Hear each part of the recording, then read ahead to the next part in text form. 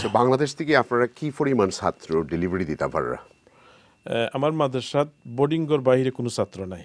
Total 300 আমার capacity আছে। 300 always আমরা প্রত্যেক বছর ছাত্র আমরা নেই, 10-15 জন কম বেশি। আপনি এই মানসিকতা বিল্ড করলা কিনা যে মানুষের দিতে হইব, এটা কি আল্লাহর কাছ থেকে, আল্লাহর আদেশ মানরা আনি না বাপুর কাছ থেকে ইকলা না দাদার কাছ থেকে দেখছেন, এটা কিলা আইলো যে আপনি একটু দিতা চাইন সবসময় মানুষের খালি দেওয়াজ একটা এটা ভাই বোন আমার ফাদার যে সময় ইংল্যান্ড লং টাইম তো এই দেশে আসলা, তান অর্জন থাকি তান আয় থাকি আমরা যতটুকু পাইছি এর চেয়ে বেশি আমাদের আত্মীয় স্বজনটা পাইছেন।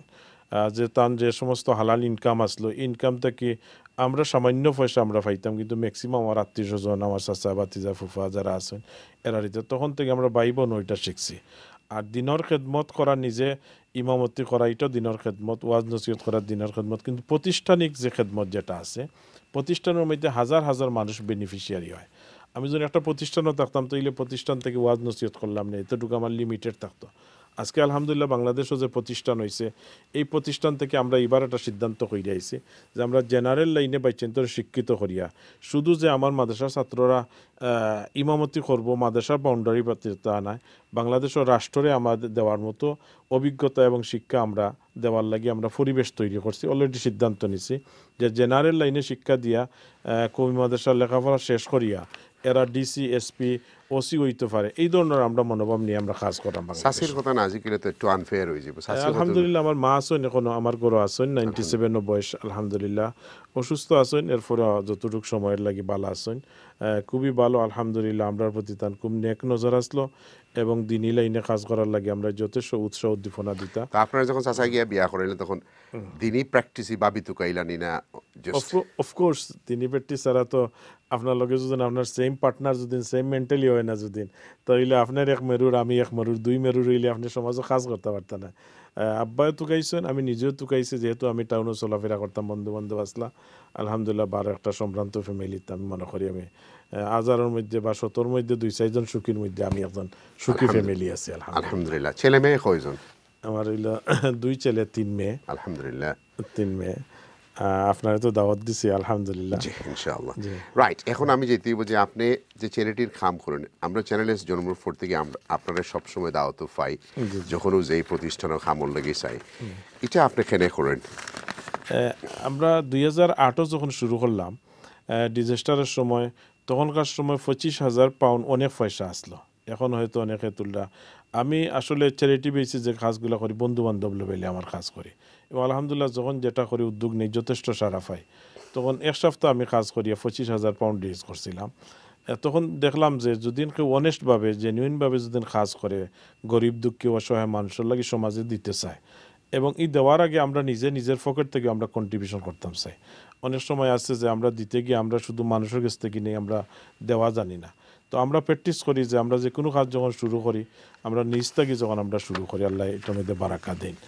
এবং এইটাই হলো তো আপনার আমার যত লাইফে এবাদত আছে, পার্সোনাল এবাদত, আল্লাহ লগে এবাদত, এই এবাদতগুলো অনেকটা আপনার কবুল হইতে পারে না হইতে পারে, কিন্তু আপনি যখন গরিব দুঃখকে আজকে যেন আমল তোলে আপনি যে গ্রামে সাহায্য করা, আপনার এই মানুষের দোয়ার কারণে হয়তো কিয়ামতের দিন আপনি গাঁট ফারাই যাইবা।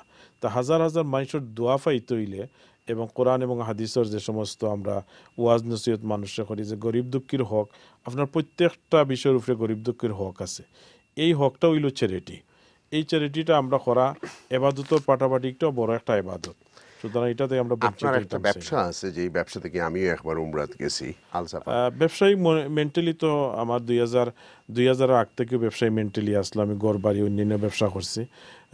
আমার এক বন্ধু, আমি আসলে হজর ট্রেডর আমার ইন্টারেস্ট আসলো না, হজর ট্রেডর আমি যখন 2008 এই লাইসেন্স লইছি, আমি কোনো সাব এজেন্ট ইয়া ব্রোকার ইয়ে কাজ করার কোনো পক্ষপাতি না, আমি কোনো সময় চাই না কেউ সাব এজেন্ট ব্রোকার ইয়ে কাজ করতাম। তখন আমার এক বন্ধু আমার অফার দিলা, তার একটা লাইসেন্সটা তাই ইউজ করতে পারা না, খুব ভ্যালুয়েবল লাইসেন্স, আমার অফার দেওয়া আমি অ্যাকসেপ্ট করি, আমি শুরু করছিলাম 2008। টু বি অনেস্ট আসলে হজ খুব এই ট্রেডটা একটা বিতর্কিত ট্রেড, মানুষের কাছে হ্যাপি করার মতো ট্রেড নাই। আমিও 2-1 বছর প্র্যাকটিস করছি শিখবার লাগি। 2010 থেকে আমি যে প্র্যাকটিস করছি আলহামদুলিল্লাহ অনিয়ার হয়তো আমার অনেক হাজি বন্ধু বান্ধব আমার দেখরা আমি 95% আমি কইতাম পারি আমি নিজেও খুশি, আমার হাজিরাও খুশি, আমার বন্ধু বান্ধবরাও খুশি। সব মিলাইয়া হইলো যে আমার কমিটমেন্টে আমি রক্ষা করতাম পারছি, আল্লাহ আমার রক্ষা করার তৌফিক দিচ্ছে, লাভ লসে ব্যবসা করছি। আপনি প্রায় সময় আরএফসি থাকুন ডাইরেক্টলি এবং ইনডাইরেক্টলি। গত বছর আমরা দেখলাম উমরা কাফেলা করলা, জি জি জি, এটা কেটা? আলহামদুলিল্লাহ এটা তো আমার লাগে একটা উল্লেখযোগ্য যে চ্যানেল এসে আমার এই অপরচুনিটি দিছে যে আমি যদি উমরা তো এমনি করলাম না, 2-250 মানুষ গেলেন, আর এফসে চ্যানেল এসে আমার এই অপরচুনিটি দেওয়ার কারণে 26টা সংগঠনের লগে মিলিয়ে আমি চ্যারিটির মধ্যে অংশগ্রহণ করতাম পারছি। আমার ইনকাম থেকে আমার আয় থেকে 26টা সংগঠনও একটা অংশ দিতাম পারছি। হাজার হাজার মানুষ বেনিফিট হয়েছে, পৃথিবীর বিভিন্ন দেশের মানুষ বেনিফিট হয়েছে। এটা চ্যানেল এসের লাগিও আমার লাগে আমার উপরে একটা অবদান, এবং আমি চ্যানেল এসের সহযোগিতা করতাম পারছি, এটা আল্লাহ পাকের শুকরিয়া আদায় করে।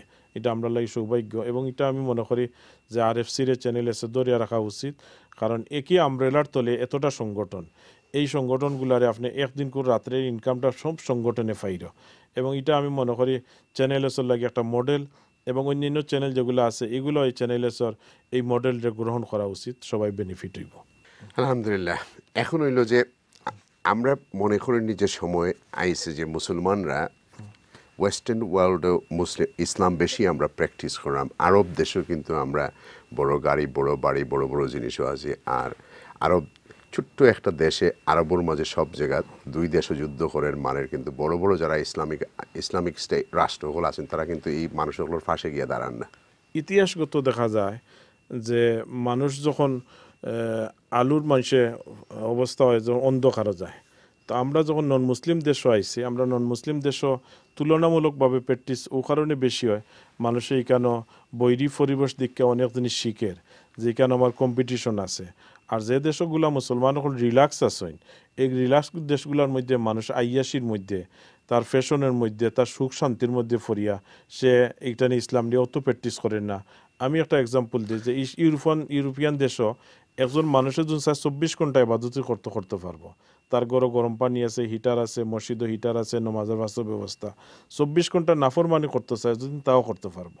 তো আল্লাহ পাকে আমরা এই সুযোগ করিয়া দিচ্ছেন ইউরোপিয়ান দেশও, গলিতে গলিতে মসজিদ, ফাড়ায় ফাড়ায় মসজিদ। আমার প্রশ্নটা হয়েছে যে আমরা ইউরোপ থাকিয়ে যতটুকু মানুষের পাশে দাঁড়াই, এত খনিজ দ্রব্য, এত পয়সা দেওয়ার কারণে বড় বড় আরবরা তো এইসব কাজ করেন না। তারা আছে বড় গাড়ি 10 খান পার্ক করে রাখতো, 100 তলা বিল্ডিং বানাইতো, তারা আছে দুনিয়াদারি বেশি লইয়া ব্যস্ত। এটার কারণে কি? ওটা আছিল প্রশ্ন যে আমরা আল্লাহ পাকে কোরআনে করিমে কইছেন ইন্নামা আওলাদুকুম ওয়া আমওয়ালুকুম ওয়া আওলাদুকুম ফিতনা, কইছেন যে ছেলে সন্তান, মাল সম্পদ মানুষের লাগি নিয়ামত, আবার ফিতনাও। তো আরব দেশও যে সম্পত্তি তারা পাইছে, তারা রিসেন্টলি যে সম্পত্তি পাইছে খনিজ দ্রব্য, তারা হঠাৎ তারা পাইছে, এটা তারা জন্মগত পূর্বসূত্রে না, হঠাৎ পাইয়া এই সম্পদটা তারা সঠিকভাবে ইউজ না করার কারণে আজকে মিডিল ইস্টের অনেক দেশ দেখা দৃষ্টি হয়ে গেছে। তারার উপরে এই পরীক্ষা মুসিবত আইছে, বিকজ তারার মালরে তারা রংভাবে তারা ইউটিলাইজ করে, আইয়াসি করে। তদ্রুপভাবে এর উল্টা আমরা ইউরোপও যারা আছি, আমরা মালরে আমরা যথাসম্ভব মেহনত করি আমরা অর্জন করাম, কষ্ট করিয়া করাম, সাফার করাম, আমরা এটারে আমরা ইউজ করাম সঠিকভাবে। যার কারণে আমার বিশ্বাস যে এই ফসলটা আমরা সঠিকভাবে যদি ইউজ করি তাহলে এটার মধ্যে বারাক হইবে, লং টাইম আমরা বেনিফিশিয়ারি। Thank you. এখন হয়েছে যে আপনি আমরা ভিউয়ার্সরে কিতা কইবা যে তারা মানুষের পাশে দাঁড়াইতে, আল্লাহর আদেশ মানতে, এবং আমরা তো কেউ চিরজীবী নাই এই পৃথিবীতে, আমরা সব যাইমুগি এই পৃথিবী থেকে। আমরা কোন আমল করতাম বেশি করিয়া? থ্যাংক ইউ চ্যানেলেসে আমার ইনভাইট করার লাগি, আমি চ্যানেলেসের প্রতি কৃতজ্ঞ। আজকে যে সমস্ত ভিউয়ার হল চ্যানেলার্সর আছেন আমার এবং আমার জলিল ভাইরে দেখরা, আপনাদের উদ্দেশ্য হইল, আমার মেসেজ হইল যে আমরা এই দুনিয়ার মধ্যে আমরা ক্ষণস্থায়ী জীবন, আমরা সুখ শান্তি, আমরা শেষ পর্যন্ত দিনের শেষে আমরা যা অর্জন করি 2টা রুটির উপরে, সামান্য 1 প্লেটের উপরে আমরা বেশি খাইতাম পারি না। সুতরাং আমরা পরকালের জন্য আমরা চিন্তা করতাম যে জীবনের শুরু আছে শেষ নাই, এ লং টাইম আমরা সুখে শান্তিতে থাকতে হইলে আমরা আখিরাতের লাগি কন্ট্রিবিউশন করতাম। আজকে আল্লাহ আপনারে আমারে সম্পত্তি দিছে, টার্কির যে ভূমিকম্প হইল 2 বছর আগে, যে সমস্ত মানুষ 10 মিনিট আগে মিলিয়নার আসলো, 10 মিনিট বাদে রাস্তার ফকির রুটির লাগি গিয়ে হাত ফাটাইছে। তো আমরারও এই অবস্থা জীবনে হইতে পারে। সুতরাং এই অবস্থা ওইবার আগে আমরা মানুষের পাশে দাঁড়াই, মানুষের সহযোগিতা করি, এইটাই আমাদের জীবনের সফলতা আনবে। আমার পূর্বপুরুষ, আমার বংশের মধ্যে সম্পত্তির বারাকা আসবে যদি আমরা অন্য সাহায্য আসে। আল্লাহু ফি আউনিল আবদি মা কানা আল আবদু ফি আউনি আখিহি হাদিসের মধ্যে আছে মানুষ যখন মানুষের পাশে দাঁড়ায় আল্লাহ পাক তার পাশে গিয়ে দাঁড়ায়। তো আল্লাহ সাহায্য পাইতে হইলে আমরা মানুষের জন্য সাহায্য করি। আল্লাহ পাকে আমাদের মানুষের সাহায্য করার কমিউনিটির সাহায্য করার তৌফিক দান করুক। থ্যাংক ইউ মৌলানা কিবরিয়া আমাদের ভাই, দাওয়াত দেওয়ার অশেষ লাগে। ধন্যবাদ আপনাকে সময় দেওয়ার লাগে।